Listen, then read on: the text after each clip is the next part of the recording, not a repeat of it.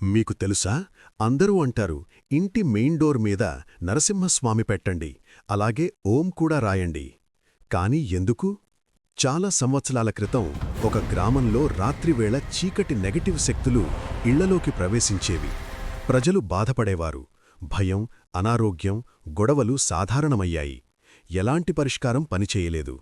అప్పుడు ఒక వృద్ధ పుజారి అన్నాడు, ఈ చీకటి భయాన్ని తింటుంది, కాని దైవ కంపనాన్ని దాటలేను. అతనొక ఇంటికి వెళ్ళాడు. ఇంటి ప్రవేశద్వారం పైభాగంలో ఓం అంటే ఓం గీయాడు. ఎందుకంటే ఓం అనేది విశ్వంలోని మొదటి దైవధ్వని. తరువాత దాని కింద నరసింహస్వామి పవిత్ర చిహ్నాన్ని గీయాడు. అది ఇల్లు లోపలికి రాకముందే చెడును నాశనం చేసే రక్షకుడు. తరువాత అతను జపించాడు, ఓం నమో భగవతే నరసింహాయ. ఆ రాత్రి చీకటి మళ్లీ వచ్చింది. కాని అది ద్వారం దగ్గరికి రాగానే ఓం వెలిగిపోయింది. ద్వారం బంగారంలా మారిపోయింది. అప్పుడు గాల్లో భయంకరమైన గర్జన వినిపించింది, నరసింహా! ఆ చెడు పొగ ఇంటి లోపలికి రాకముందే ద్వారం బయటే బూడిదైపోయింది.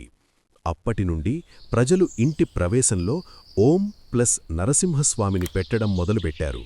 ఎందుకంటే ఓం కంపిస్తే, నరసింహుడు నిలబడితే చెడు లోపలికి రాలేదు.